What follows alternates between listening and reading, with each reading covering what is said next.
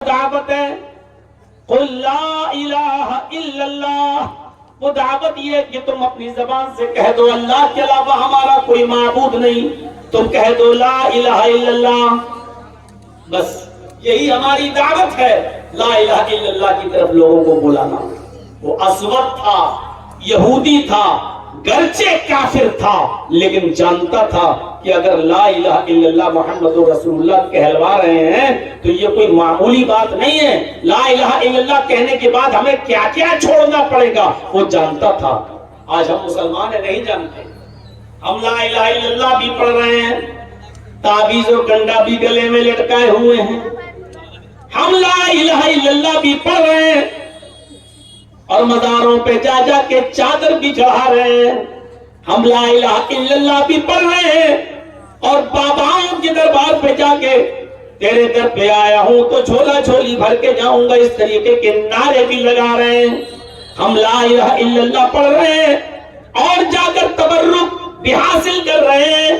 میرے پیارے ساتھیوں، وہ یہودی تھا، اسود کافر تھا، لیکن جانتا تھا کہ لا الہ الا اللہ اگر پڑھ لیں گے تو ہمیں کیا کیا چھوڑنا پڑے گا۔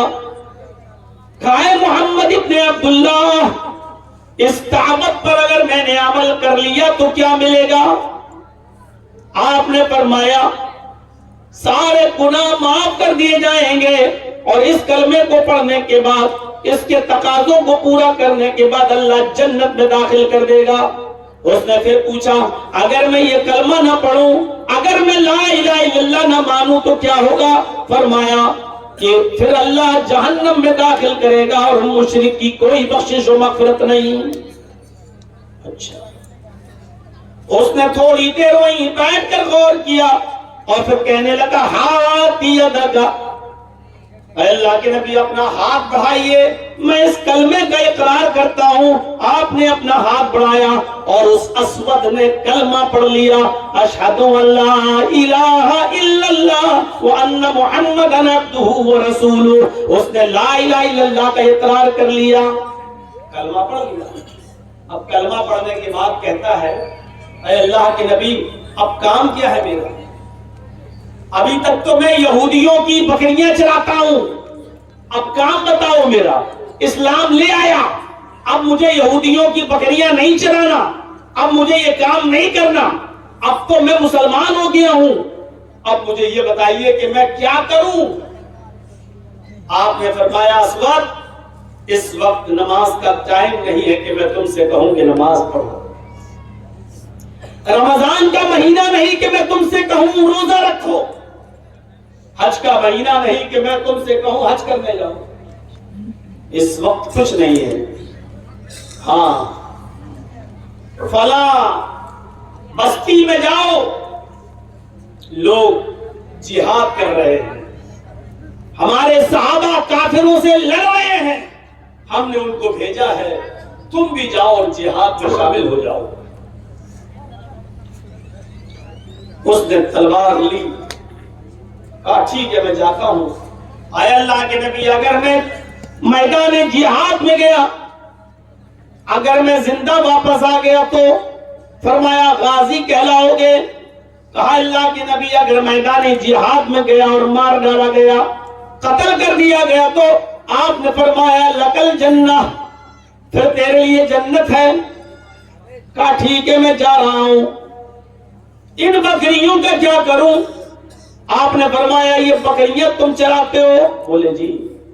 کس کی ہے؟ یہودیوں کی ہیں۔ فرمایا یہودیوں کی بکریاں ہیں اور ان بکری اور قلعے کا تو آپ نے محاصرہ کر لیا، گھیر لیا ہے۔ اللہ کے نبی کہتے ہیں اگر ان بکریوں کو ان کے مالکوں کے حوالے تم نے نہیں کیا تو پھر جہاد بھی تمہارا بیکار ہے۔ اتنا بڑا کام جہاد کا، لیکن بیکار اگر لوگوں کی امانتیں تم نے واپس نہیں کی۔ امانت میں خیانت کر کے اگر جہاد لڑو گے تو جہاد کا ثواب نہیں ملے گا، ساری عبادت عمل بیکار ہو جائے گا تمہارا۔ ان بکریوں کو ان کے مالکوں کے حوالے کر دو۔ فرمایا اللہ کے نبی تھوڑی دیر کے لیے خیبر کا دروازہ کھول دیجئے۔ اچھا پھر کہا ان بکریوں کو ہم خیبر کے دروازے کے اندر داخل کر دیتے ہیں اور وہاں سے یہ بکریاں اپنے اپنے گھروں میں چلی جائیں گی. ہم جب بھی بکریاں چرا کے آتے ہیں ہم خیبر کے دروازے تک بکریوں کو لاتے ہیں اور بکریاں وہاں سے اپنے اپنے گھر خود ہی چلی جاتی ہیں. آپ نے فرمایا اچھا. تو آپ نے ایک صحابی سے کہا جاؤ اور ان کی بکریوں کو خیبر کے دروازے تک چھوڑ دو, اسود کو بھی ساتھ لے جاؤ. اسود ساتھ گیا, اسود ساتھ میں گیا اور بکریوں کو دروازے تک چھوڑ دیا. بکریاں وہاں سے اپنے اپنے مالکوں کے گھر چلی گئیں اور اسود تلوار اٹھا کر میدان جنگ میں چلا گیا, جہاد کیا, تھوڑی دیر لڑا, ایک دو کافروں کو مارا بھی, قتل بھی کیا اور بالآخر میدان جنگ میں قتل کر دیا گیا. اسود کی گردن پر بھی تلوار چل گئی, اسود بھی شہید ہو گئے. صحابہ کرام جو وہاں لڑ رہے تھے ان کو معلوم ہی نہیں یہ کون ہے. آیا, لڑا, قتل ہو گیا, ہماری طرف سے لڑ رہا تھا, کافروں کو مار رہا تھا, لیکن ہم تو جانتے نہیں کہ یہ کون آدمی ہے. اللہ کے نبی کو بلایا گیا. اللہ کے رسول صلی اللہ علیہ وسلم نے اسود کی جب شکل دیکھی تو صحابہ سے کہا چونکو نہیں, یہ وہ شخص ہے جو آج ہی ایمان لایا, یہ وہ شخص ہے جس نے آج ہی کلمہ پڑھا, اشہد ان لا الہ الا اللہ. آئے میرے ساتھیوں, یہ پہلا وہ شخص ہے جس نے ایک بھی وقت کی نماز نہیں پڑھی, یہ پہلا وہ آدمی ہے جس نے ایک بھی روزہ نہیں رکھا, یہ پہلا وہ شخص ہے جس نے ایک بھی حج نہیں کیا, جس نے اسلام قبول کرنے کے بعد ڈائریکٹ میدان جہاد میں کود گیا اور شہید کر دیا گیا. یہ پہلا وہ شخص ہے جو آج اسلام لایا اور کلمہ پڑھنے کے بعد شہید ہو گیا. یہ پہلا وہ شخص ہے جس کو اللہ نے بغیر نماز پڑھے اور بغیر روزہ رکھے اس کو جنت میں داخل کر دیا. بتانے کا مقصد پورے واقعے کو سامنے رکھنے کے بعد کیا ہے جانتے ہیں؟ صرف اتنا کہ کلمہ پڑھ لیا جنت میں چلا. یہی وہ کلمہ ہے جو انسان کو جنتی بنا دیتا ہے, لیکن کب؟ جب اس کلمے کے تقاضے کو پورا کیا جائے. ہم نے کلمے کی حقیقت کو سمجھا نہیں ہے. بخاری کی روایت ہے, اللہ کے نبی صلی اللہ علیہ وسلم فرماتے ہیں اگر ساری کائنات کو, ساری دنیا کو ترازو کے پلڑے پہ رکھ دیا جائے, دنیا کتنی بڑی ہے, کتنے پیڑ, کتنے پودے, کتنے کھیت, کتنے جنگلات, کتنے پہاڑ, کتنے بھاری بھاری پتھر, ان ساری چیزوں کو ترازو کے پلڑے پہ رکھ دیا جائے اور اللہ کے رسول فرماتے ہیں لا الہ الا اللہ کو ترازو کے دوسرے پلڑے پر رکھ دیا جائے اور اس کے بعد پھر ترازو اٹھائی جائے, لا الہ الا اللہ کا پلڑا بھاری ہوگا, لا الہ الا اللہ کا پلڑا جھک جائے گا, لا الہ الا اللہ پوری دنیا سے بھاری ہوگا, لا الہ الا اللہ کا پلڑا جھک جائے گا اور پوری دنیا کا, کائنات کا پلڑا اٹھ جائے گا. آپ اندازہ لگا رہے ہیں لا الہ الا اللہ کی حیثیت کا, لیکن اس کے تقاضوں کو پورا کریں گے تب. ایک وقت کی نماز نہیں پڑھی, ایک روزہ نہیں رکھا, آج اسلام لایا, کلمہ پڑھا, جہاد میں گیا, شہید ہو گیا اور چلا کہاں ہے؟ آئیے ایک اور چیز بتائیں. یہ بھی بخاری کے اندر ایک چھوٹا سا بچہ, چھوٹا بچہ نہیں 12 سال عمر, اور عرب کے 12 سال کے بچے ہمارے یہاں کے 12 سال کے بچوں کے برابر نہیں تھے, نہیں ہے. عرب کے اندر آپ کو یاد ہوگا کہ 6 سال کی عمر میں حضرت عائشہ کی شادی ہوئی اور 9 سال کی عمر میں ان کی رخصتی ہو گئی, یعنی 9 سال کی عمر میں وہ بالغ ہو گئی تھی. اب آپ اندازہ لگائیے کہ 12 سال کا لڑکا یہودی کا, وہ اللہ کے نبی صلی اللہ علیہ وسلم کے درس میں آتا, بیٹھتا, سنتا اور نبی کی خدمت بھی کرتا تھا, نبی اکرم صلی اللہ علیہ وسلم کی سیوا بھی کر دیا کرتا تھا. اس کو محمد رسول اللہ کی باتیں بہت زیادہ پسند آتی, نبی کی باتوں کو غور سے سنتا اور اپنے گھر جا کر اپنے باپ سے کہتا اے ابو جان میرا دل محمد رسول اللہ کی باتوں پہ بہت لگتا ہے اور میں چاہتا ہوں کہ میں دین اسلام کو قبول کر لوں. اس کا باپ اس کو ترچھی نظروں سے دیکھتا, گھور کر کیا کہا, بیٹا سنو, تم محمد کو نہیں جانتے وہ کتنا بڑا جادوگر ہے، تم اس کی باتیں سنتے ہو؟ نہیں نہیں، تمہیں محمد کے اوپر اور محمد کی باتوں پر ایمان لانے کی ضرورت نہیں۔ باپ منع کر دیتا، بیٹا مان جاتا، لیکن بار بار وہ نبی کی محفل میں جاتا اور نبی کی خدمت بھی کرتا، اس کا دل نبی کی طرف مائل۔ ایک دن بیمار ہو گیا، پھر بیماری نے طول پکڑ لیا اور بیماری اتنی بڑھ گئی کہ اب اس بچے کے بچنے کی کوئی امید نہیں رہی۔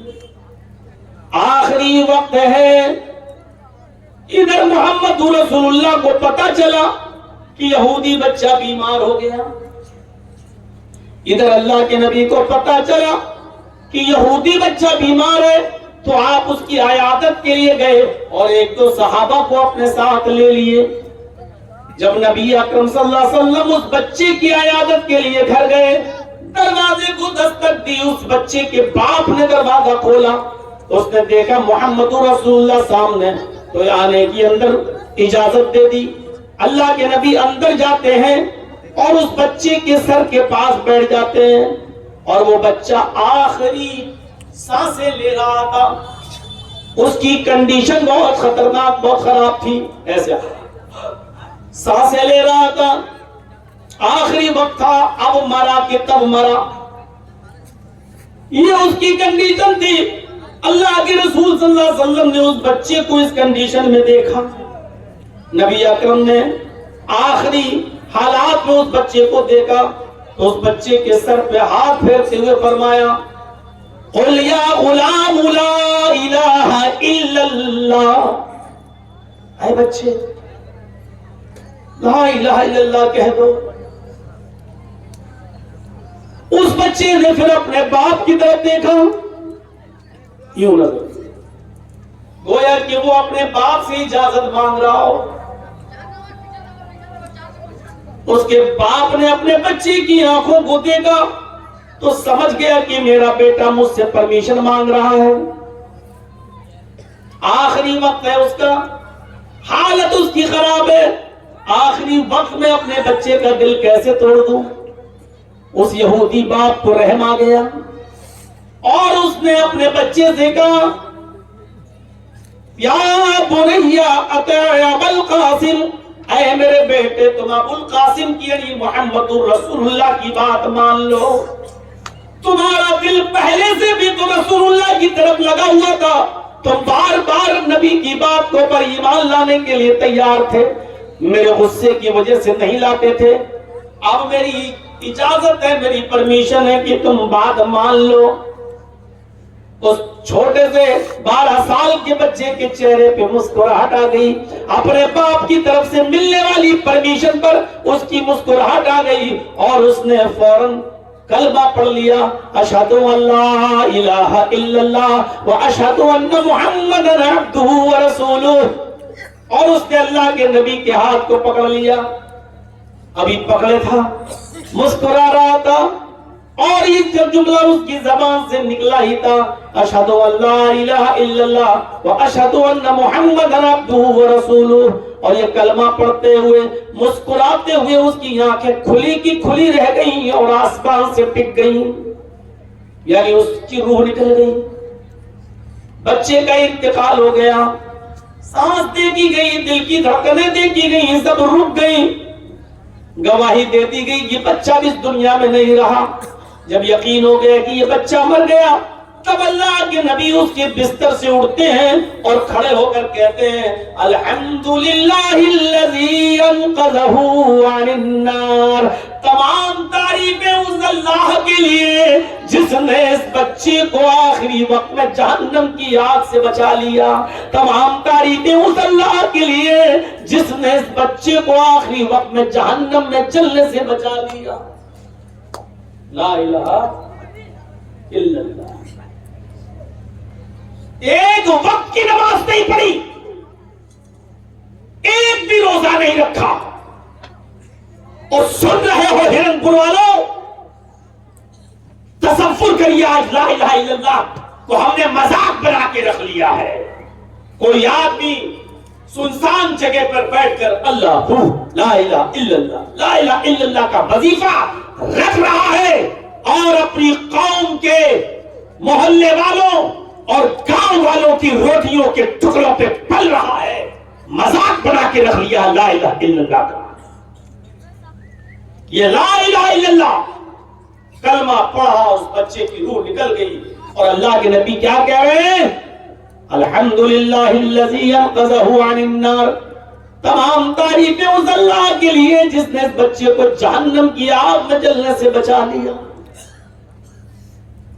12 साल तक जो करता था, आज कलमा पढ़ा और पढ़ ही उसका इंतकाल, और अल्लाह के नबी गवाही दे रहे हैं कि अल्लाह ने इसको जहन्नम की आग से बचा लिया।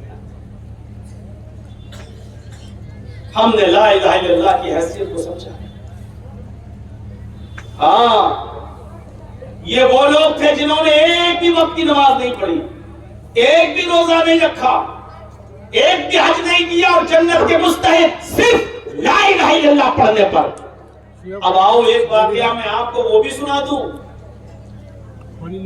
पूरी जिंदगी नबी की खिदमत की, पूरी जिंदगी नबी का साथ दिया, पूरी जिंदगी नबी को बचा कर रखा दुश्मनों से, लेकिन आखिरी वक्त भी उसकी जबान से कलमा जब नहीं निकला और बगैर कलमा पढ़े हुए वो शख्स जब मर गया तो जहन्नम में चला गया। और उसने खिदमत किसकी की? नबी की। आपको याद है ना? और ना मालूम हो तो सुनिए, अल्लाह के नबी सल्लल्लाहु अलैहि वसल्लम जब पैदा हुए तो बाप नहीं, नबी अकरम सल्लल्लाहु अलैहि वसल्लम जब अपनी मां के पेट से बाहर आए तो बाप को नहीं देखा। 6 साल के हुए उनकी मां उनको अपने मायके लेकर गई, यानी ननियाल मदीने, और जब मदीने से लौट कर वापस आ रही थी, जिसका पुराना नाम यथरब था। ए बच्चों बैठ जाओ या जाओ यहां से। जब वहां से लौट के वापस आ रही थी और मोहम्मदुर रसूलुल्लाह मोहम्मद इब्न अब्दुल्लाह की उम्र 6 साल की थी, तो उस वक्त उनकी मां अपने शौहर की कब्र देखने के लिए गई, तो अपने बच्चे को भी यानी मोहम्मद को भी साथ ले गई कि चलो बेटे को इसके बाप की कब्र दिखा दें। मकाम अबवा में पहुंची, अपने शौहर की कब्र को देखा तो उनको शौहर की जुदाई बर्दाश्त नहीं हुई और शौहर की यादों में तड़पने लगी, और इतना तड़पी, इतना आंसू बहे कि जमीन पर गिर गई, और गिरते ही मोहम्मद रसूलुल्लाह की मां का इंतकाल हो गया। पैदा हुए मोहम्मद रसूलुल्लाह तो बाप को नहीं देखा, और 6 साल की उम्र में बाप की कब्र के सामने मां को भी अलविदा कह दिया। 6 साल की उम्र में नबी अकरम की मां आमिना भी छोड़ के चली गई। दादा अब्दुल मुत्तलिब ने पाला, लेकिन जब अल्लाह के नबी की उम्र 8 साल की हुई तो अब्दुल मुत्तलिब का भी इंतकाल हो गया। 8 साल से लेकर बराबर और मुस्तकिल हजरत खदीजा की शादी होने तक 25 साल की उम्र तक अबू तालिब मोहम्मद रसूलुल्लाह की परवरिश करते रहे, उनको खिलाते रहे, उनको पिलाते रहे और बड़ा करते रहे। 40 साल के बाद जब आपको नबूवत मिली और जब तौहीद की दावत दी तो परेशानियां आने लगी। अबू तालिब आपको बचाते रहे, दावत देते देते जब काफी अरसा गुजर गया, मुखालिफतें भी बहुत ज्यादा बढ़ गई, तो एक दिन ये काफिर जब आए तो कहने लगे अबू तालिब अब पानी बहुत आगे चल गया है, तुम्हारा भतीजा रुकने का नाम ही नहीं लेता, हमारे माबूदों को बुरा भला कहता है, हमारे माबूदों को गालियां देता है और हमारे माबूदों को कहता है कि ये लंगड़े लूले अंधे बहरे ये क्या सुनेंगे तुम्हारी। आए अबू तालिब अब पानी हद से आगे चढ़ चुका है, अब तुम अपने भतीजे को समझा नहीं पाए हो, मैं तुम्हारे पास एक मशवरा लेकर आया हूं। कहा क्या है मशवरा? कहा तुम्हें बच्चा ही पालना है, तुम मेरा बेटा ले लो, पालो लो, खिलाओ पिलाओ, लेकिन तुम अपने भतीजे को मेरे हवाले करो اب ہمارا سماج، ہماری سوسائٹی اس کو جو سزا دینا چاہے گی دے گی، کیونکہ محمد نے اب معاملہ بہت اوپر کر دیا ہے، پانی اب اوپر چڑھ گیا ہے، اب یہ سمجھانے بجھانے کی ضرورت نہیں ہے، اب لاؤ اور محمد کو ہمارے حوالے کرو۔ ابو طالب نے کہا واہ اتنا اچھا فیصلہ، تمہارے بچے کو، تمہارے بیٹے کو میں کھلاؤں پلاؤں اور کھلا پلا کر سڑ کروں، اور میرے بھتیجے کو لے جاؤ تم تاکہ اس کی ٹکا بوٹی کرو، اس کو مارو قتل کرو، یہ تمہارا انصاف؟ یعنی تمہارے بیٹے کو میں اپنے گھر میں رکھ کر پال پوس کر بڑا کروں اور میرے بھتیجے کو تم ٹکڑے ٹکڑے کرو، یہ ججمنٹ لے کر، یہ فیصلہ لے کر، یہ انصاف کی بات کرنے کے لیے تم آئے ہو ہمارے پاس؟ کہا تو آپ کا بھتیجا نہیں مانتا، سمجھا لو ورنہ اب جہاں ملے گا اس کو قتل کر دیا جائے گا۔ یہ دھمکی دے کر چلے گئے۔ یہاں گئے، یہاں ابو طالب کو برا لگا کہ اگر محمد کو میری زندگی میں کچھ ہو گیا تو میں کیسے برداشت کروں گا۔ آپ نے بلایا بھتیجے دراؤ۔ جب محمد رسول اللہ آئے آپ نے کہا بھتیجے اپنے چچا کے کمزور کاندھوں پر اتنا بوجھ نہ ڈالو۔ آئے محمد اپنے چچا کے ناتواں کاندھوں پر، کمزور کاندھوں پر اتنا بوجھ نہ ڈالو کہ میں برداشت نہ کر سکوں۔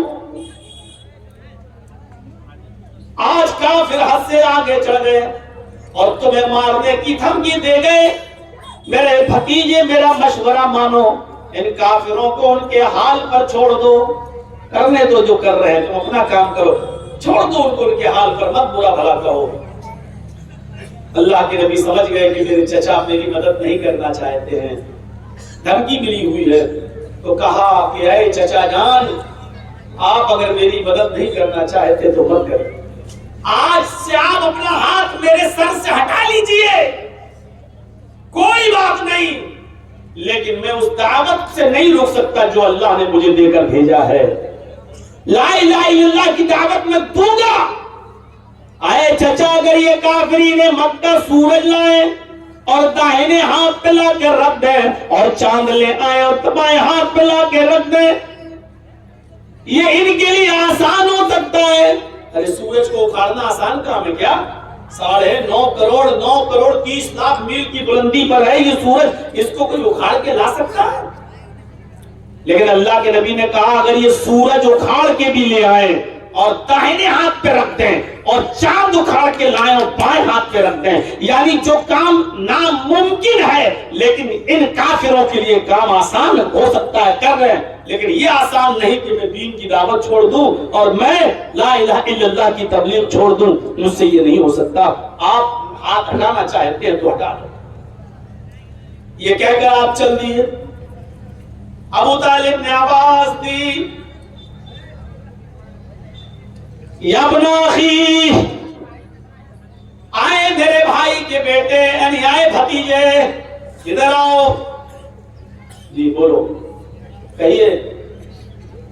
تیری آنکھ میں آنسو نہیں دیکھ سکتا، تجھے تیرے رب نے، تجھے تیرے اللہ نے، تجھے تیرے پروردگار نے جو دعوت دین دے کر بھیجا تو اس کو پورا کر، تو لوگوں کو توحید کی دعوت دے۔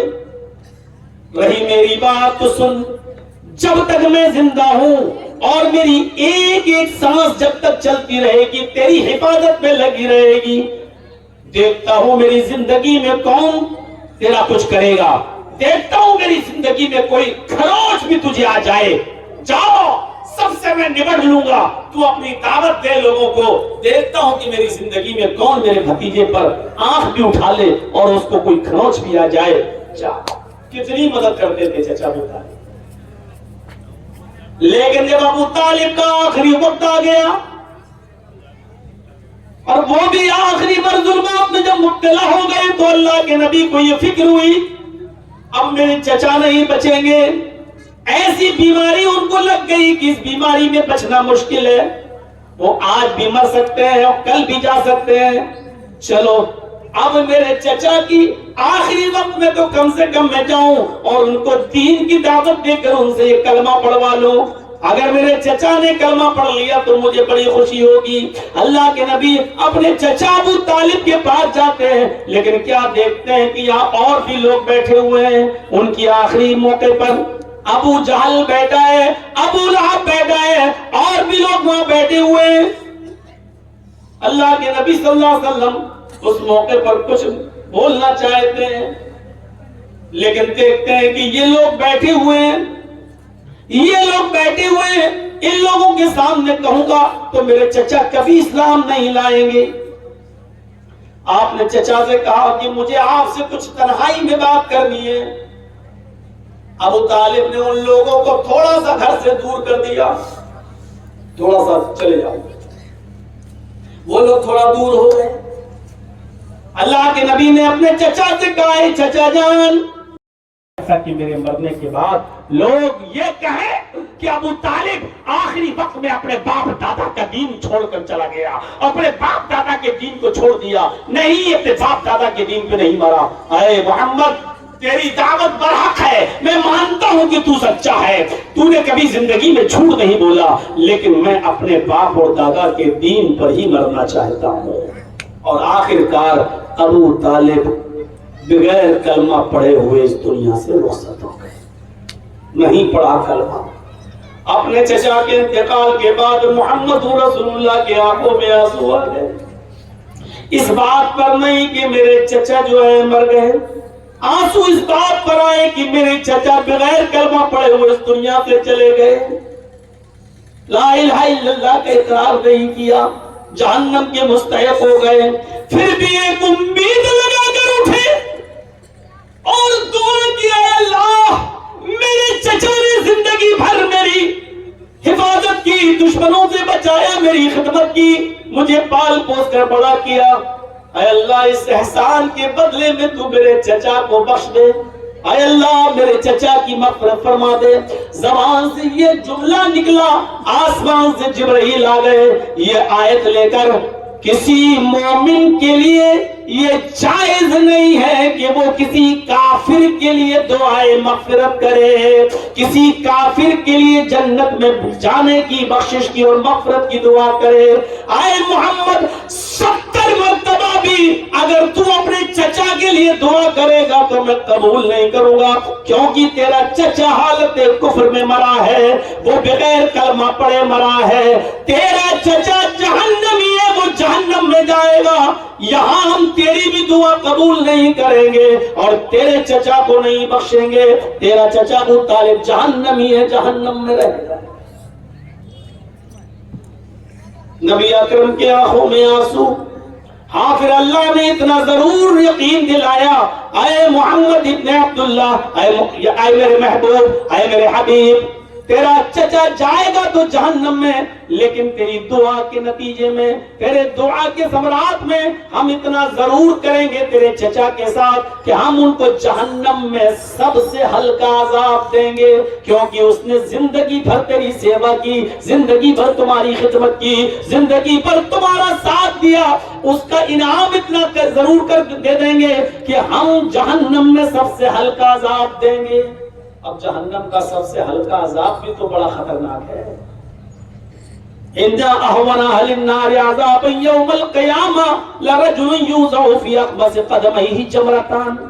جہنم کا سب سے ہلکا عذاب یہ ہے کہ انسان کے دونوں پیروں کے قدموں کے نیچے آگ کی 2 چنگاری رکھ دی جائے گی۔ چولہے سے کبھی لکڑی ڈالتے چنگاری اڑتی ہے نا، چنگاری ہلکی سی اٹھی اور پھوٹ گئی، جہنم کے 2 چنگاریاں ان دونوں قلبوں کے نیچے رکھ دیں گے، یہ سب سے ہلکا عذاب ہوگا۔ اور ان دونوں چنگاریوں کا حال یہ ہوگا، یغلی منہما دماغ، ان دونوں چنگاریوں کی وجہ سے اس کا دماغ ہانڈی کی طرح کھول رہا ہوگا۔ جیسے کوئی چیز پکائیے، آپ پانی کو ابالیے اور گیس سلنڈر پر رکھ دیجئے اور 15 منٹ کے بعد دیکھیے پانی کیسے ابلتا ہے۔ یہ 2 چنگاریاں پیروں کے تلوے کے نیچے رکھی جائیں گی اور ان چنگاریوں سے دماغ ہانڈی کی طرح کھول رہا ہوگا، ابل رہا ہوگا جیسے ہانڈی میں پانی ابلتا ہے۔ یغلی منہما دماغ، اس کا دماغ کھول رہا ہوگا، ابل رہا ہوگا۔ میرے بھائیو، یہ سب سے ہلکا عذاب عذاب ہوگا. فرمایا کہ آئے محمد ہم تیرے چچا کو سب سے ہلکا عذاب دیں گے، لیکن دیں گے اور جہنم میں ڈالیں گے، اور کبھی زندگی کے اندر وہ جہنم سے نکلے گا نہیں، کیونکہ وہ جہنم کافروں کے لیے ہمیشہ کے لیے بنائی گئی ہے، کبھی نہیں نکلے گا. وَمَأْوَاهُ النَّارُ، ہمیشہ جہنم میں رہے گا، کبھی نہیں نکلے گا. عذاب ہلکا کر دیں گے لیکن جہنم سے. پورے واقعے کو بیان کرنے کا مقصد کیا ہے؟ کلمہ پڑھا تو ایک وقت کی نماز بھی نہیں پڑھی، وہ جنت میں چلا گیا. اور جس نے پوری زندگی نبی کی خدمت کی، پوری زندگی نبی کی سیوا کی، پوری زندگی نبی کو چاہا، پوری زندگی نبی کو دشمنوں سے بچایا، لیکن بغیر کلمے کے وہ اس دنیا سے چلا گیا، تو کہاں گیا؟ جہنم میں گیا. میرے پیارے ساتھیوں، افضلها قول لا الہ الا اللہ. افضل کلمہ، افضل چیز کیا ہے؟ لا الہ الا اللہ. یہ ایمان کا ہے. اور لا الہ الا اللہ کا معنی یہ ہے کہ جب پڑھ لیا تو یہ مانا جائے کہ وہی ہے عبادت کے لائق، وہی ہے سجدے کے لائق، وہی ہے دعاؤں کو سننے کے لائق، وہی ہے ہماری حاجات اور ہماری ضروریات کو پورا کرنے کے لائق، اس کے علاوہ کوئی نہیں. مثالیں مت دو، چھت پہ چڑھنا ہو تو سیڑھی کی ضرورت پڑتی ہے. معاف کیجئے گا، ہمیں اور آپ کو سیڑھی کی ضرورت پڑتی ہے. معاف کیجئے گا، وہاں جو لوگ بیٹھے ہیں ان کو سنانے کے لیے ہمیں مائک کی ضرورت پڑتی ہے، لیکن اللہ تک اپنی آواز کو پہنچانے کے لیے ہمیں مائک کی ضرورت نہیں ہے، کیونکہ اللہ رب العالمین ہماری بات کو بغیر مائک کے بھی سننے پر قادر ہے. اگر اللہ کو سنانے کے لیے ہم وسیلہ استعمال کریں تو پھر اللہ کی قدرت کیا رہ گئی؟ اللہ اگر بغیر وسیلے کے نہیں سن پا رہا ہے تو پھر حضرت عائشہ نے اجازت دی اور وہ نبی اکرم سے باتیں کرنے لگی. خولہ بنت ثعلبہ اپنا واقعہ بیان کر رہی ہے. اے اللہ کے نبی، میرے شوہر نے مجھے اپنی اوپر اپنے ماں کی طرح حرام کر لیا ہے، میرے لیے کوئی راستہ بتاؤ، کوئی راستہ نکالو. اللہ کے نبی کہتے ہیں خولہ میرے پاس کوئی راستہ نہیں ہے، تم اپنے شوہر کے لیے حرام ہو چکی ہو، تم ان سے دور رہو. کہا اللہ کے نبی اگر آپ راستہ نہیں نکالیں گے تو کون نکالے گا؟ فرمایا آئے خولہ جب العرش والے نے کوئی راستہ نہیں بتایا تو میں کیسے بتا دوں؟ میری طرف سے کوئی راستہ نہیں ہے، تم اپنی شوہر کے لیے حرام ہو چکی ہو. اس نے ضد کی، اللہ کے نبی نے بھی انکار کیا، اس نے بار بار کہا لیکن نبی نے بھی بار بار منع کر دیا کہ میرے پاس کوئی راستہ نہیں. ہاں یہ جملے پر غور کرنا، خولہ بنت ثعلبہ یہ باتیں نبی سے کہہ رہی ہے اور نبی خولہ بنت ثعلبہ سے باتیں کر رہے ہیں. حجرہ بہت چھوٹا ہے، اتنا سمجھو، اتنا سمجھو جیسے یہ کیمرے ہمارے یہ لگے ہوئے ہیں، یہ اور یہاں میں بیٹھا ہوا ہوں، یہ حجرہ اتنا بڑا ہے. حضرت عائشہ فرماتی ہیں خولہ بنت ثعلبہ اللہ کے نبی سے باتیں کر رہی تھی اور محمد رسول اللہ خولہ بنت ثعلبہ سے باتیں کر رہے تھے. خولہ بنت ثعلبہ سے باتیں کر رہے تھے. ان دونوں کے درمیان کیا گفتگو ہو رہی تھی، ان دونوں کے درمیان کیا باتیں ہو رہی تھی؟ لم اسمع کلامہما، خولہ بنت ثعلبہ کی اور محمد رسول اللہ کی باتیں ہم نہیں سن پا رہے تھے.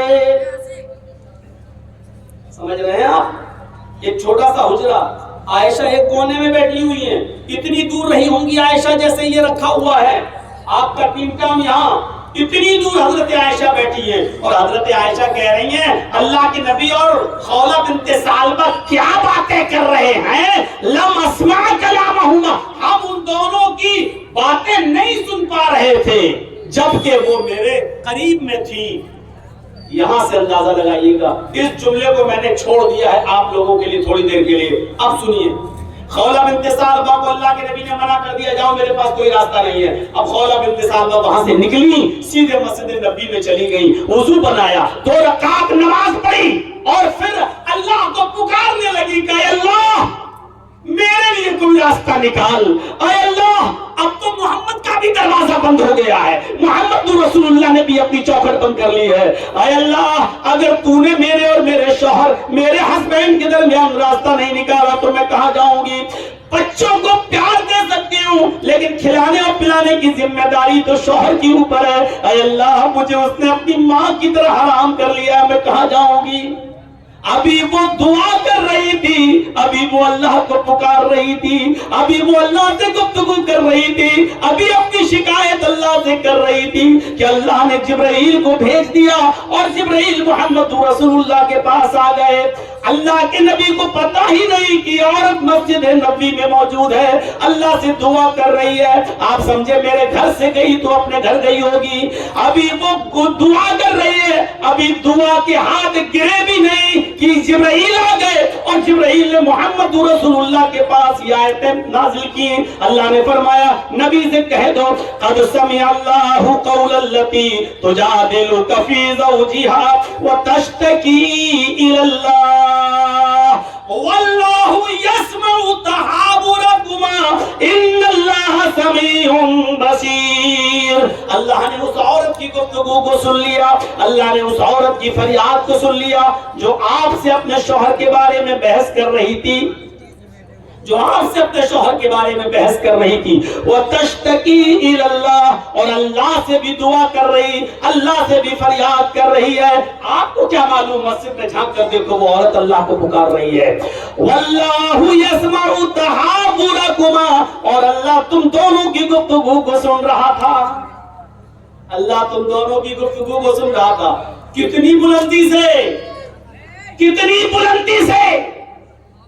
اور حضرت عائشہ کہہ رہی ہیں وہ دونوں کیا باتیں کر رہی ہیں, میں اپنے حجرے میں اپنے کمرے میں ان باتوں کو نہیں سن پا رہی تھی.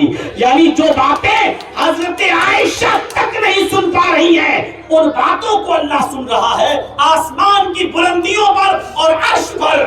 سوچو جب اتنے قریب سے حضرت عائشہ جو نبی کی بیوی, نبی کی قربت میں, نبی کی صحبت میں رہتی ہیں, جب وہ نہیں سن پا رہی ہیں تو ہماری دعاؤں کو منو ٹنو مٹی میں دفن ہونے والے وہ لوگ کیسے ہماری دعاؤں کو سن لیتے ہیں اور اللہ تک بھی پہنچا دیتے ہیں.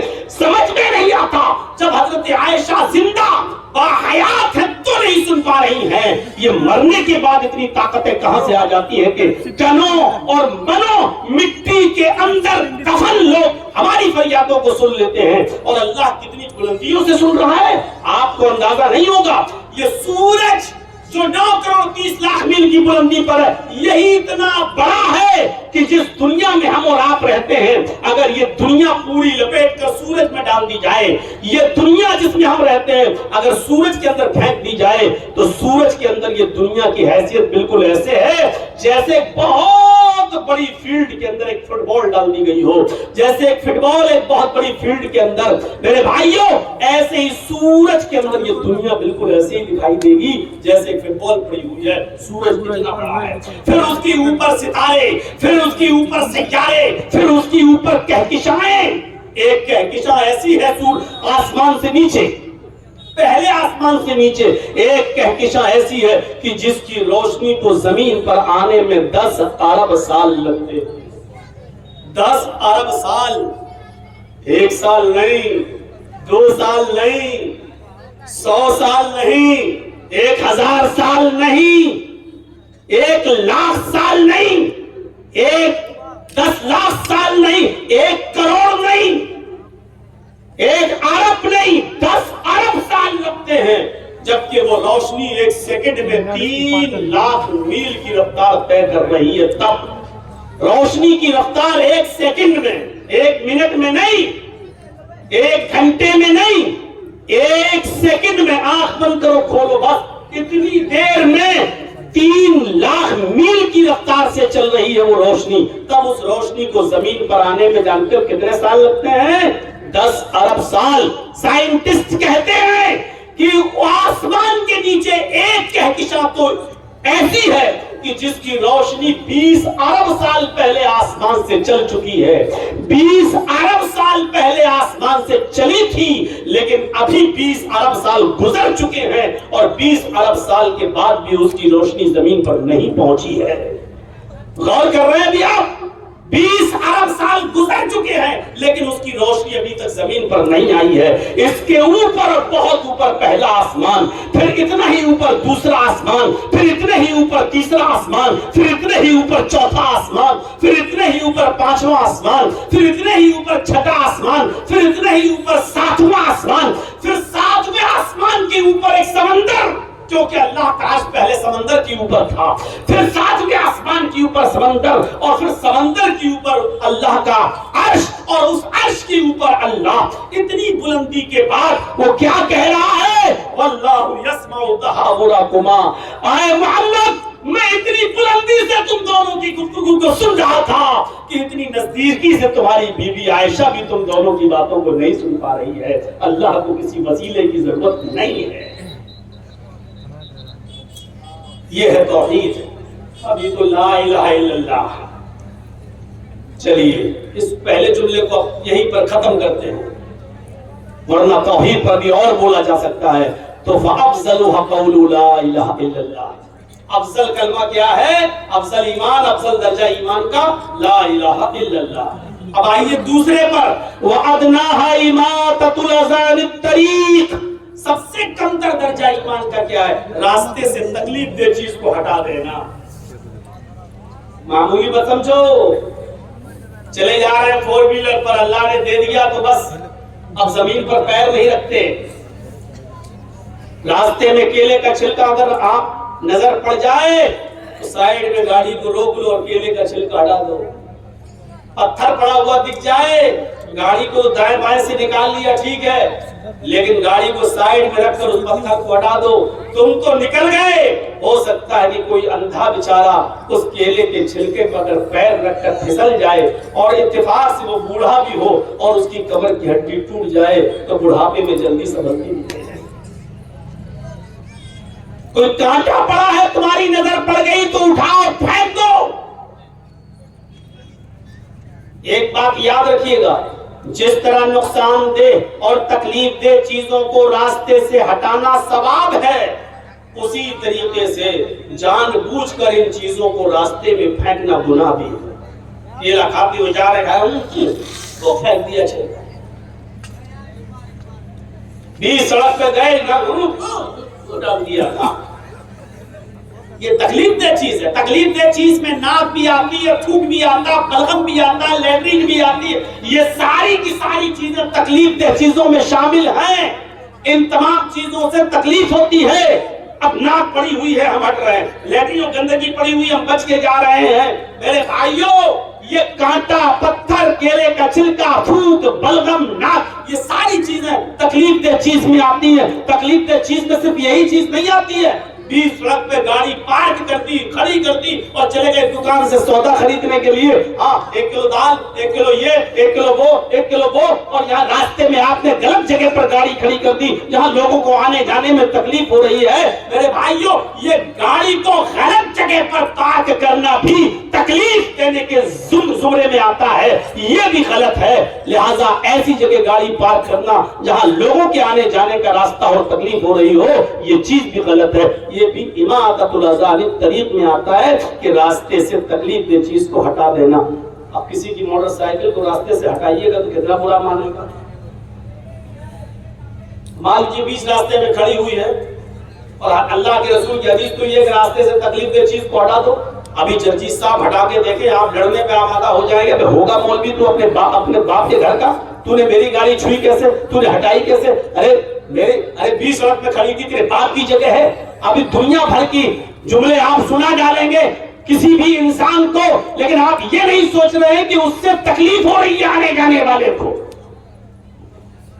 راستے سے تکلیف دہ چیز کو ہٹا دینا, یہ ایک طرف اللہ کا حق, دوسری طرف فوراً ایمان میں کم تر درجہ جو آیا ہے وہ فوراً بتا دیا انسانیت کے حقوق بھی ہیں. لہٰذا یہ مت دیکھو کہ اس راستے سے ہندو گزر رہا ہے, کہ مسلمان گزر رہا ہے, کہ سکھ جا رہا ہے, کہ عیسائی جا رہا ہے, کہ بدھسٹ جا رہا ہے, کہ یہودی جا رہا ہے. کچھ نہیں. انسانیت کا تقاضا یہ ہے کہ اس چیز کو وہاں سے ہٹا دو. شادی ہو رہی ہے, گھر کے باہر آپ نے شامیانہ لگا دیا ہے, گھر کے باہر آپ نے ٹینٹ لگا دیا ہے, وہ راستہ ہے گزرنے کا. اب ایک آدمی کو ٹینٹ لگا ہوا دیکھ کر آپ نے روک دیا. اب وہ آدمی بیچارہ چکر کاٹ کر 2 کلومیٹر دور سے جا رہا ہے. یہ تکلیف دینا ہے. اسی طریقے سے رمضان کا مہینہ آ رہا ہے، رات میں 2 بجے اٹھ کر مائک پکڑ لینا، روزے دار بھائیوں اٹھیے، سحری کیجئے، ماؤں بہنوں اٹھیے، سحری بنائیے، روزہ اتنا ٹائم سحری میں باقی رہ گیا ہے، اور اس کے بعد کھڑے ہو کر نظمیں پڑھنے لگو، نعتیں پڑھنے لگو، گیت گانے لگو، اور چاہے قرآن کی آیت کہیں پڑھنے لگو، یہ ساری کی ساری چیزیں تکلیف دینے کے ضمن میں آتی ہیں۔ میرے بھائیوں، آپ کو کس نے کہا کہ رات کے 2 بجے مائک پکڑ کے آپ لوگوں کو اٹھائیے؟ کس حدیث میں لکھا ہے کہ رمضان کا روزہ رکھنے کے لیے روزے داروں کو اٹھانا بھی ثواب ہے؟ کس میں لکھا ہوا ہے؟ ارے روزے دار ہیں، روزہ رکھیے، آپ اٹھیے اور روزہ رکھیے، آپ خود انتظام کیجئے۔ آج کے اس دور میں موبائل میں الارم ہوتا ہے، گھڑیوں میں الارم ہوتا ہے، آپ کو معلوم ہونا چاہیے کہ آج کی سحری کا وقت کتنے بجے ختم ہو رہا ہے، آپ اتنے بجے اٹھیے اور سحری کیجئے۔ آپ لوگوں کے اوپر کیوں محتاج بنے ہوئے ہیں؟ کیونکہ جن کو اٹھایا جاتا ہے وہ صرف روزے داری نہیں ہوتے ہیں، حدیث میں آتا ہے دودھ پلانے والی عورت کے اوپر سے روزہ معاف ہے، جب وہ اپنے بچے کو دودھ پلا چکے گی اور چھڑوائے گی اس کے بعد وہ روزہ رکھے گی۔ یعنی وہ بچہ جو عورت کا دودھ، اپنی ماں کا دودھ پیتا ہے، اس کے اوپر روزہ نہیں ہے، لیکن آپ جب روزے داروں کو اٹھاتے ہو تو بیچاری ان عورتوں کی نیند میں بھی ڈسٹرب ہوتا ہے جو عورتیں اپنے بچے کو دودھ پلا رہی ہوتی ہیں، ان عورتوں کی نیند میں بھی ڈسٹرب ہوتا ہے جو عورتیں حاملہ ہیں، جن کے پیٹ میں بچہ ہے، اور جن کو شریعت نے رخصت دی ہے کہ جب حمل ہے تیرے پیٹ میں تو تو روزہ نہیں رکھ سکتی، اس لیے کہ کھائے گی اور پیے گی نہیں تو بچے کی تندرستی پر نہیں بنے گی، اور اس بچے کو خطرہ ہے کہ کہیں وہ مر نہ جائے پیٹ کے اندر، اس بچے کی صحت پر اثر پڑے گا۔ اس لیے ابھی تم روزہ مت رکھو، جب تمہیں فرصت ہو جائے تب تم روزہ رکھنا۔ آپ جب اٹھاتے ہو تو ان عورتوں کی بھی نیند میں ڈسٹرب ہوتا ہے۔ ایک بوڑھا آدمی ہے جو روزہ نہیں رکھ سکتا ہے، اتنا بوڑھا ہو چکا ہے کہ اس کے اوپر اب روزہ نہیں ہے، وہ صرف فدیہ دے کر کام چلا رہا ہے۔ اس کا بیٹا کہہ رہا ہے کہ مولانا صاحب میرا باپ کا علاج چلتا ہے اور نیند کی ایک ٹیبلٹ دینا پڑتی ہے، اور میرے باپ کی دوا ڈپران چلتی ہے 10 mg کی، جب تک میں اس کو وہ دوا نہ دوں میرے باپ کو نیند نہیں آتی ہے۔ اب رمضان کے مہینے میں یہ لوگ 2 بجے مائک پہ چلانے لگتے ہیں، جس سے میرے باپ کی نیند میں ڈسٹرب ہو جاتا ہے، وہ اٹھ جاتے ہیں، اور اٹھنے کے بعد پھر ان کو نیند نہیں آتی ہے، پھر بے چینی ہوتی ہے، پھر وہ تڑپتے ہیں۔ میرے بھائیوں مجھے بتائیے کہ اس بوڑھے آدمی کے اوپر روزہ نہیں تھا، وہ ڈپران کی ٹیبلٹ کھا کے سو رہا تھا، آپ نے مائک پہ چلا چلا کر اس کو اٹھا دیا ہے۔ اس آدمی کی تکلیف کا ذمہ دار کون ہے؟ میرے بھائیوں شریعت میں ہر چیز پر ثواب نہیں ہے کہ روزے داروں کو اٹھا رہے ہو تو ثواب، آپ نے روزے داروں کو تو اٹھا دیا، لیکن جن کے اوپر روزے نہیں تھے ان کو بھی آپ نے تکلیف پہنچائی، یہ کون ہے اس کا ذمہ دار؟ میرے بھائیوں بتائیے، یہ بھی تکلیف دینے کے ذمن میں آتا ہے۔ تو اماطۃ الاذی عن الطریق، راستے سے تکلیف دہ چیز کو ہٹا دینا، یہ بھی ایمان کا ایک حصہ ہے۔ 2 چیزیں کافی، تیسری چیز پر میں تھوڑا سا روشنی ڈالوں گا جس کا تعلق ہم سے بھی ہے اور ہماری ماں بہنوں سے بھی، اور تیسری چیز کیا ہے؟ والحیاء شعبۃ من الایمان، حیا ایمان کا ایک شعبہ ہے، حیا ایمان کا ایک حصہ ہے۔ حیا کہاں چلی گئی آج؟ حیا کہاں رہ گئی آج؟ شرم؟ اور اللہ کے رسول کی حدیث بخاری کی، بس اس حدیث کو سن لیجئے، بہت سے مفہوم نکل جائیں گے۔ اللہ کے نبی نے فرمایا اذا لم تستحی ففعل ما شئت، اگر تیرے اندر شرم نہ رہی، اذا لم تستحی، جب تیرے اندر شرم ہی نہ رہی، ففعل ما شئت، تو جو تیرے دل میں آئے گا وہ کام کرے گا۔ یعنی جب انسان کے اندر سے شرم و حیا نکل جائے تو انسان جو چاہے گا وہ کرے گا، کیونکہ اب شرم و حیا نہیں رہی۔ دیکھ لیجئے ہماری وہ بہنیں، ہماری وہ بیٹیاں، ہماری وہ لڑکیاں جو کل تک کتنی شرم و حیا کرتی تھیں، جن کے خوبصورت گالوں کو آسمان کی نگاہوں نے بھی کبھی نہیں دیکھا تھا، لیکن آج جب ویسٹرن کلچر سے متاثر ہو کر، جب پشچمی سभ्यता سے متاثر ہو کر، جب مغربی تہذیب سے متاثر ہو کر، جب ہماری لڑکیوں نے اپنے سروں سے دوپٹے تک اتار دیے ہیں، یہ تو چھوڑو، شارٹ کپڑے جب اپنانا شروع کیے ہیں، یہ بھی چھوڑو، تو آپ انسٹاگرام پر چلے جائیے اور ٹک ٹاک پر چلے جائیے تو آپ دیکھ لیجئے کہ ہماری بہنوں اور بیٹیوں کے کپڑے بھی اتر چکے ہیں۔ दुपट्टे भी उतर चुके हैं और किस तरीके से डांस कर करके वो अपनी वीडियो बना रही हैं। हमें नहीं मालूम आपके झारखंड का हाल क्या है, हमें नहीं मालूम कि आपके पाकुड़ की लड़कियां क्या कर रही हैं, हमें नहीं मालूम कि साहेबगंज और गुड्डा की बच्चियां क्या कर रही हैं। आओ हमारे लखनऊ की तरफ आइए, हम आपको दिखाएं कि बड़े बड़े हाजियों, बड़े बड़े नमाजियों और बड़े बड़े मौलवियों और बड़े बड़े कारियों की लड़कियां कॉलेजेस और यूनिवर्सिटी से पढ़ने के बाद अपने घरों में इंस्टाग्राम पर रील बना बना के डाल रही हैं, जिनके बाल कटे हुए हैं, दुपट्टे उतरे हुए हैं, सीने खुले हुए हैं, शॉर्ट कपड़े हैं, चुस्त लिबास पहने हुए हैं। मेरे प्यारे साथियों, जब बेशर्मी ने, बेहयाई ने जब मुल्ला और मौलवियों के घरों तक में जाके डालना शुरू कर दिए हैं और सेंध लगाती है, और हाजी और नमाजियों की लड़कियां भी जब इस हद तक और इस दहलीज पर पहुंच चुकी हैं, तो औरों की मिसालें हम आपको क्या दें और औरों की मिसालें हम कहां तक आपको दें।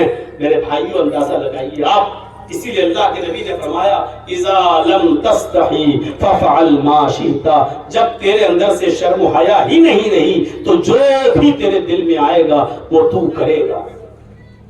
वरना शर्म हया तो वो चीज थी, शर्म हया तो वो चीज थी कि अल्लाह के रसूल ने औरतों से क्या कहा है। जरा तसव्वुर करें आप, औरतें मस्जिदों में नमाज पढ़ने जा सकती हैं, इजाजत है उनको। मसला याद रखिएगा, अल्लाह के नबी ने यहां तक फरमाया, ला तमनऊ इमा अल्लाह युसल्लीना फिल मस्जिद, अगर औरतें मस्जिदों में नमाज पढ़ने की इजाजत मांगे तो उनको दे दो, उनको मस्जिदों में जाने से मत रोको। अल्लाह के नबी के जमाने में औरतें मस्जिदों में आया करती थी नमाज पढ़ने, ये बात अब आपकी समझ में आ गई। अब जो चीज बताने जा रहा हूं उसका ताल्लुक शर्म और हया से है। देखिए, औरतें मस्जिदों में अल्लाह के नबी के जमाने में जाया करती थी, नबी के पीछे नमाज पढ़ा करती थी, ये सब सही है। अल्लाह के नबी ने ये भी फरमाया कि औरतें मस्जिदों में नमाज पढ़ने के लिए जाएं और इजाजत मांगे तो तुम अपनी बीवियों को, अपनी बहनों को, अपनी बेटियों को मस्जिदों में जाने से मत रोको, यानी वो जाना चाहे तो जा सकती है, तुम रोकने वाले कोई नहीं होते हो। इन अहादीस की रोशनी से पता चलता है कि औरतें जब चाहे, जिस वक्त चाहे मस्जिद में नमाज पढ़ने जा सकती हैं, ये अपनी जगह पर। लेकिन इसके बावजूद अल्लाह के नबी सल्लल्लाहु अलैहि वसल्लम ये फरमा रहे हैं, औरत का अपने घर में नमाज पढ़ना मस्जिद में नमाज पढ़ने से ज्यादा अफजल है, क्योंकि औरत अपने घर में नमाज पढ़ेगी तो मस्जिद में नमाज पढ़ने वाले मर्दों से दूर रहेगी। अब यहां से अंदाजा लगाइए, औरत मस्जिद में जा सकती है, बल्कि जाती थी, नबी के पीछे भी नमाज पढ़ती थी। और अल्लाह के नबी ने जब ये फरमाया कि औरतों का अपने घर में नमाज पढ़ना ज्यादा अफजल है, इसके बावजूद भी औरतें मस्जिद में जाया करती थी, क्योंकि अल्लाह के नबी ने मना नहीं किया है, इजाजत है। लेकिन नबी का फरमान ये कि औरतें अगर मस्जिद में नमाज पढ़ने जाना चाहें तो जाएं, लेकिन नबी ने ये भी कह दिया कि औरत का अपने घर में नमाज पढ़ना मस्जिद में नमाज पढ़ने से ज्यादा अफजल है। उसके बाद फरमाया, औरत का अपने घर के आंगन में नमाज पढ़ना, औरत का अपने घर के आंगन में नमाज पढ़ना ज्यादा अफजल है। फिर फरमाया कि घर के आंगन के अंदर एक बरामदा होता है, आंगन तो खुला हुआ हो गया, घर में घुसे आंगन में नमाज पढ़े ये ज्यादा बेहतर है। और घर के आंगन में नमाज पढ़े तो ये मस्जिद में नमाज पढ़ने से ज्यादा बेहतर है। फिर फरमाया, औरत बरामदे में नमाज पढ़े तो घर के आंगन में नमाज पढ़ने से ज्यादा बेहतर है। फिर फरमाया कि औरत अपने बेडरूम में, जहां वो अपने शौहर के साथ सोती है, जो बंद कर लिया जाता है रात में सोते वक्त, अगर वो अपने उस कोठे में, उस कमरे में नमाज पढ़े तो ये नमाज कमरे की, कोठे की नमाज बाहर के आंगन और बरामदे की नमाज से बेहतर है, उससे ज्यादा अफजल है। इसलिए कि औरत इन तमाम सूरतों में मर्दों से दूर रहती है, और जब वो घर के कमरे में, कोठे में नमाज पढ़ेगी तो वो मर्दों से सबसे ज्यादा दूर रहेगी, क्योंकि घरों में भी तो आना जाना लगा रहता है। कभी चचा का बेटा चला रहा है, कभी खाला का बेटा चला रहा है, कभी फूफी का बेटा चला रहा है, आप इनको रोक तो नहीं लेते हो। तो इसीलिए कहा, औरत عورت کا اپنے کمرے میں اپنے بیڈ روم میں نماز پڑھنا گھر کے برآمدے میں نماز پڑھنے سے زیادہ افضل ہے۔ میری ماں، میری بہنوں سنو، اللہ کے نبی نے کتنی بڑی بات کہی ہے، یعنی عورت مردوں سے جتنا زیادہ دور رہے گی اتنا زیادہ بہتر ہے۔ یہ شرم تھی، یہ حیا بتائی ہے عورت کی جناب محمد رسول اللہ صلی اللہ علیہ وسلم نے۔ مسجد میں نیک لوگ اور متقی لوگ آتے ہیں، لیکن اس کے باوجود فرمایا کہ ان مردوں سے بھی دور رہو تو یہ زیادہ افضل ہے۔ جبکہ مسجدوں میں کتنا بھی بڑا کوئی گناہگار ہو اور کتنا بھی بڑا کوئی پاپی اور کبابی ہو، لیکن کسی بھی لڑکی کو لے کر وہ مسجد میں تو غلط کام نہیں کر سکتا ہے۔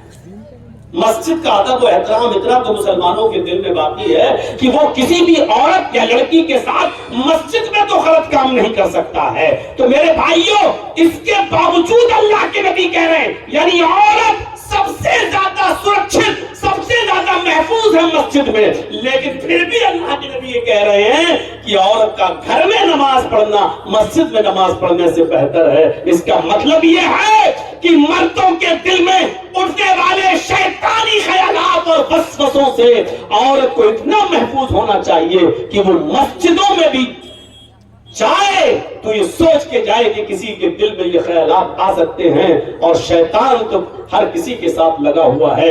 اب آپ اندازہ لگائیں، اللہ کے نبی نے فرمایا اگلی صف جماعت ہو رہی ہے نا، جماعت، اللہ اکبر، جماعت، پہلی صف کا ثواب اتنا زیادہ ہے، پہلی صف میں نماز پڑھنے کا ثواب اتنا زیادہ ہے کہ اللہ کے نبی فرماتے ہیں اگر کسی کو اگلی صف کا ثواب معلوم ہو جائے، کسی کو پہلی صف کا ثواب پتا چل جائے کہ کتنا ہے، تو پہلی صف میں آنے کے لیے وہ لڑے گا، جھگڑا کرے گا، اور جب مسجد میں آئے گا تو کہے گا مجھے پہلی صف میں جانا ہے، یہاں تک کہ قرآن اندازی کی نوبت آ جائے گی، پرچیاں پھینکنے کی نوبتیں آ جائیں گی، پرچیاں ڈالنے کی نوبتیں آ جائیں گی۔ یہ پہلے صف کا ثواب ہے۔ سارے صحابہ چاہتے تھے کہ ہم پہلی صف میں نماز پڑھیں، ہم نبی کے پیچھے نماز ادا کریں، یہ پہلی صف کا ثواب بتایا ہے، لیکن اللہ کے نبی نے یہ مردوں کے لیے فرمایا ہے۔ عورتوں کے لیے دیکھیے کیا حکم ہے۔ نبی کے زمانے میں بھی عورتیں مسجدوں میں نماز پڑھنے آتی تھی، نبی نماز پڑھا رہے ہیں، نبی کے پیچھے صحابہ کی جماعت لگی ہوئی ہے، 5 صف 7 صف صحابہ کی لگی ہے، اس کے بعد پردہ پڑا ہوا ہے۔ اس زمانے میں ڈبل اور ٹربل منزل کہاں ہوتی تھی میرے بھائیوں، ایک ہی مسجد کو لمبا چوڑا کر دیا جاتا تھا۔ جب 5 صفیں 7 صفیں مردوں کی لگ گئی، اس کے بعد پردہ پڑ جاتا تھا، اور پردے کے پیچھے پھر عورتوں کی جماعت ہوا کرتی تھی۔ اب اس موقع پر بھی اللہ کے نبی فرماتے ہیں خیر صفوف الرجال اولها وشرها آخرها، مردوں کی پہلی صف سب سے افضل ہے ثواب کے اعتبار سے، اور پچھلی صف، مردوں کی پچھلی صف سب سے بری صف ہے ثواب کے اعتبار سے۔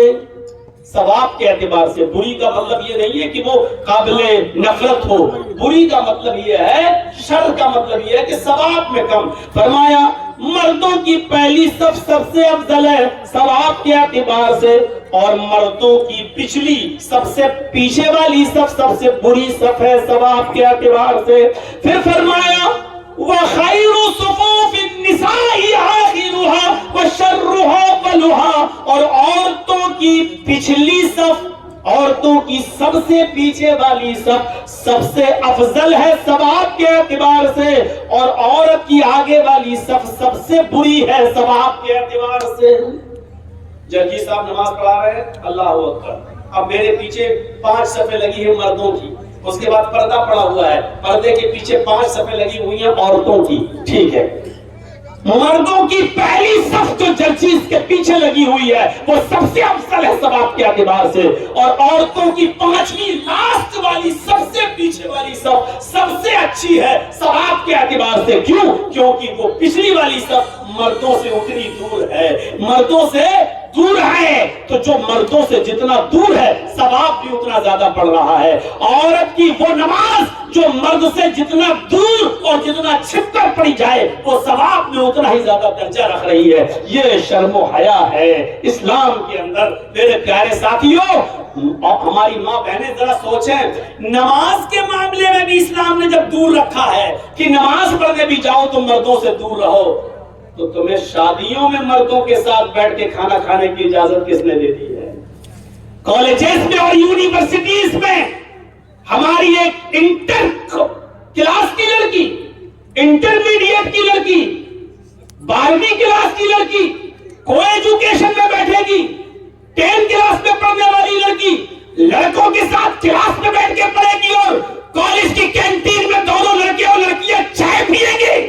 غور کرو میرے بھائیوں، اس حدیث کی روشنی میں زمانہ کہاں جا رہا ہے مجھے اس سے مطلب نہیں. آپ نے مجھے یہاں قرآن اور حدیث سننے کے لیے بلایا ہے، وہ سنیے.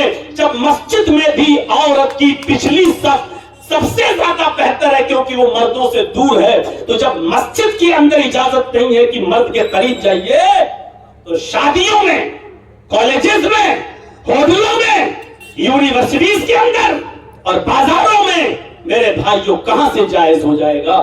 یہ سوچنے والی بات. جرجی صاحب نماز پڑھا رہے ہیں، نماز پڑھاتے پڑھاتے رکوع میں گئے، رکوع سے اٹھے سجدے میں گئے، بھول گئے. ایک رکوع کیا کہ 2 رکوع کر لیے. 2 سجدے کرنا تھے، ایک سجدہ کیا یا 3 سجدہ. میرے پیچھے جو لوگ موجود ہیں ان کو اگر یاد ہے تو وہ یاد دلا دیں گے، وہ ٹوک دیں گے سبحان اللہ، اللہ اکبر کہہ کر وہ ٹوک دیں گے، وہ یاد دلا دیں گے. لیکن اگر مردوں کو معلوم نہیں ہے، مردوں، آپ ادھر دیکھیے، اگر مردوں کو پتہ نہیں ہے لیکن عورتیں پیچھے کھڑی ہوئی ہیں پردے کے پیچھے اور ان کو پتا ہے کہ مرد بھول گیا ہے، امام بھول گیا ہے، تو وہ سبحان اللہ نہیں کہیں گی، اللہ اکبر نہیں کہیں گی، وہ یاد اس طریقے سے نہیں دلائیں گی. دیکھ رہے ہیں سبحان اللہ، اس جملہ کہنے سے زمین اور آسمان نیکیوں سے بھر جاتے ہیں، الحمدللہ کہنے سے زمین اور آسمان نیکیوں سے بھر جاتے ہیں. لیکن اتنا پیارا جملہ بھی ان عورتوں کو اپنے منہ سے نکالنے کی اجازت نہیں ہے زور سے، بلکہ وہ اپنے امام کو یاد دلانے کے لیے کس طریقے سے تالی بجائیں گی، یعنی پیچھے ہیں اور امام کو یاد دلانے کے لیے اس طریقے سے تالی بجائیں گی، اور تالی کی آواز سن کر امام کو پتا چل جائے گا کہ میں بھول گیا ہوں. یہ عورت کی شرم و حیا ہے کہ اگر امام بھول جائے تو اپنے امام کو یاد دلانے کے لیے وہ اپنی زبان سے سبحان اللہ، اللہ اکبر بھی نہ کہے، کیونکہ عورت کی آواز کا بھی پردہ ہے. ہو سکتا ہے کہ کوئی دل جلا، کوئی من چلا، اس کی سویٹ اور میٹھی اور سریلی آواز پر فدا ہو جائے اور پھر وہ اس کا پیچھا کرنے لگے، پھر وہ اس کا تعاقب کرنے لگے. فرمایا کہ عورت کے لیے سبحان اللہ، اللہ اکبر کہنا بھی جائز نہیں ہے، بلکہ وہ ایسے تالی بجا کر اپنے امام کو یاد دلائے گی. یہ ہے عورت کی شرم و حیا.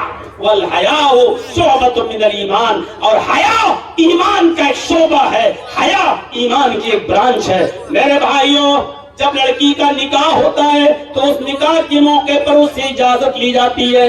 ہمارے یہاں جو دستور ہے وہ بڑا خراب ہے، آپ کے یہاں کیا ہے مجھے نہیں معلوم. ہمارے یہاں ایک وکیل اور 2 گواہ لڑکی کے پاس جاتے ہیں، ایک وکیل اور 2 گواہ، ایک مرد اور 2 گواہ جاتے ہیں، اور لڑکی جو جس کی شادی ہونے والی ہے وہ اپنی سہیلیوں میں کے بیچوں بیچ میں بیٹھی ہوئی ہوتی ہے، گھری ہوئی ہوتی ہے. وہ وہاں جا کر کہلواتے ہیں، وہ وہاں جا کر اس سے کہلواتے ہیں فلاں لڑکے کے ساتھ تمہارا اتنے روپے مہر کے عوض تمہارا نکاح کیا جا رہا ہے، کیا تمہیں وہ لڑکا قبول ہے؟ اب وہ لڑکی خاموش ہے. پھر پوچھتے کیا وہ قبول ہے؟ لڑکی خاموش ہے. اس کی سہیلیاں کونی مار مار کے کہتی ہیں ہاں کہہ دو قبول ہے، ہاں کہہ دو قبول ہے. وہ بیچاری بڑی مشکل سے جب کہتی ہے قبول ہے، تب یہ وکیل ان گواہوں سے پوچھتا ہے تم نے سنا؟ وہ گواہ گئے اس لیے تم نے سنا؟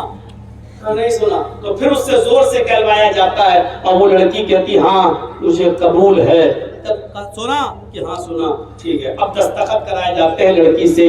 ایسے ایسے جاہل پیدا ہو گئے ہیں تو لڑکی سے زبردستی سنا سنا سنا ہے اور کہلواتے ہیں عورت کی شرم و حیا، لڑکی کی شرم و حیا کو بیان کرتے ہوئے اللہ کے نبی نے کہا کہ شادی اور نکاح، لڑکے کے نکاح سے پہلے لڑکی سے اجازت لی جائے گی، لڑکی کا نکاح نہیں ہوتا ہے، الحمدللہ نحمدہ ونستعینہ نہیں پڑھا جاتا ہے، صرف اجازت لی جائے گی، اور اجازت لینے کے لیے ضروری نہیں ہے کہ شادی والے دن ہی اجازت لی جائے۔